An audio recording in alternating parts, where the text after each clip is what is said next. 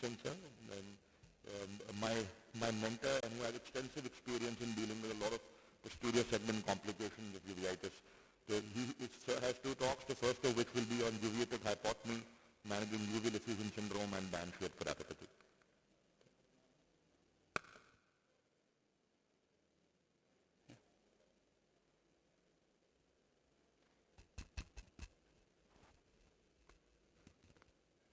Sorry.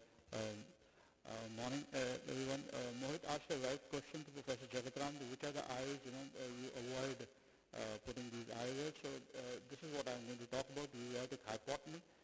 And my definition is the IOP of less than 6 has multiple visits in a chronic case of anterior uveitis with the complications of cataract, BSK, and it's a small pre-icicle eye. And these are the eyes where I would like to rule out what is the cause of this hypotony, because I know that it is a chronic. Anterior uveitis can also cause it, but acute I won't rule out. I won't rule out inflammation. I won't rule out ciliary choroidal detachment, and I won't rule all these things. And these things cannot be ruled out clinically. You have to use a tool there, and this tool which is going to help me is a UBM there. Because I know on a ciliary body, these finger-like projections are seen in a scan, which shows that these are normal ciliary body, and which will be, if it is seen on the ultrasound biomicroscopy, that means I'm happy about uveitic eye. And if I see this as flattened, kind of I can't see any velocities. Above all, I'm seeing a membrane also sticking to it. I'll be worried, because I know I'm seeing a thick cyclitic membrane here. And again, I am seeing some velocities are there, and the ciliary body thickening is there, but the membrane is thin. So again, my diagnosis will be, this is a ciliary body which is not healthy in a hypotonic eye, and I have to plan this thing. And if I see an eye like this, where it's absolutely blunting of the ciliary body, and in a uveitic eye, I will be very worried, because I know these eyes are going to go into phthisis, and we tried putting oil in these eyes 10, 12 years back, but ultimately down the line up to 2 decades, these eyes need multiple oil exchanges, and I only pray that we avoid these situations. And we are avoiding these situations nowadays, because we are managing our uveitic eyes pretty well, because putting oil in these eyes is easy, but these children, they'll be living for 70 years. Ultimately, one day there will be phthisis, and this is just we are buying time. So coming to the cyclitic membrane, that is the only thing which is kind of repairable. And if you have a hypotony there, cataract there, I'll not be putting these eyes. I'll straight do the lensectomy. Then I'll do these maneuvers with the scissors and all. In the direct illumination, I'll be cutting these membranes between the two ciliary body. Fast-forward surgery, but it's a very meticulous patient under GA, 2-3 hours surgery, and we will be cutting each, snipping each place with, between the cyclitic membrane, and then we'll be using cutters also, we'll be using forceps also, and this is all done under the direct visualization. I'm not using any lens there, but it's using iris hooks. And see, this is the white band which was seen on this UVM so clearly. This is how it looks like this can be seen in the uveitic eye, this can be seen in the post-endophthalmitis eye, and we are surgeons, we see a lot of these in the anterior PVR eyes, and we do take care of these. So this is a doable surgery, and this is not very difficult.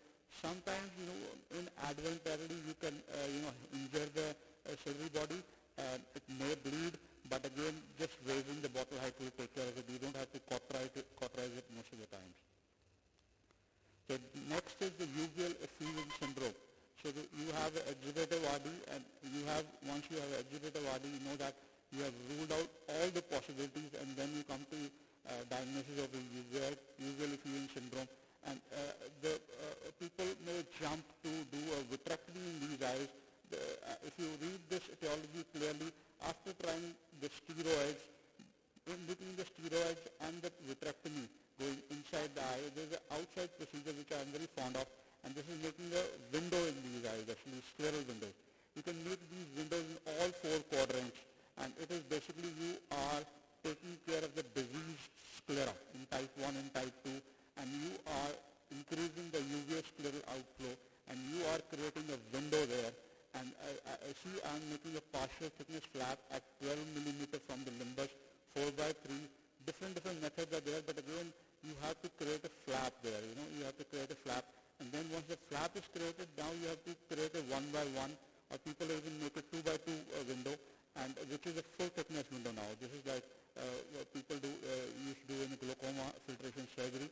And once you have made this window, and you will start seeing the choroidal tissue there, and you will start seeing kind of the fluid is oozing out of it. You will see a ooze of fluid, not a gush of fluid like SRF drainage in buckling. It's a ooze in front of you which you have to clean all the time, but this is coming. The fluid is coming in front of the eye. And again, you got the sclera there, send it to histopathology to see what is the etiology in these patients. This you can make it all 4 quadrants and suture the upper flap and close it. Some people don't suture it, but always suture it because the risk of creating a extraocular procedure into intraocular procedure. Don't drain these, don't make it again an intraocular procedure, just leave these windows like that.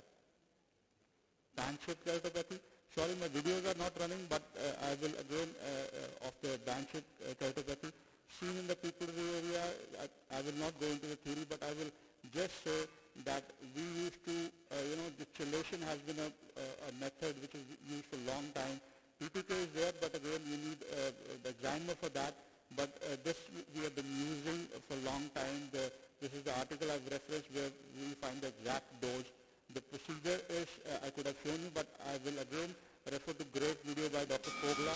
You can go to the YouTube and see it. It's a hardly 2.5 minute video. The good thing is, sir has told that how to use now potassium there instead of a sodium EDTA. Sodium EDTA has an issue of availability in US. That's why they started using potassium. But over here also difficult because you have to send it to the lab and take a particular amount of 150 mg per ml.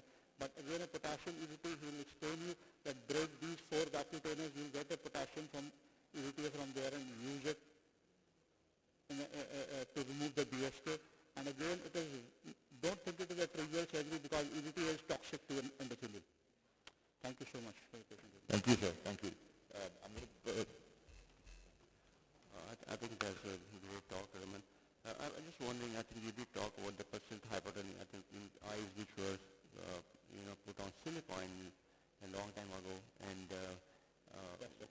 so problem happens only after you remove silicone or otherwise also? So the first thing is with silicone oil, they will develop BSK again and again. So every year I have to remove their BSK. Every year I have to remove their BSK, and the oil will ultimately emulsify also because these are inflammatory eyes.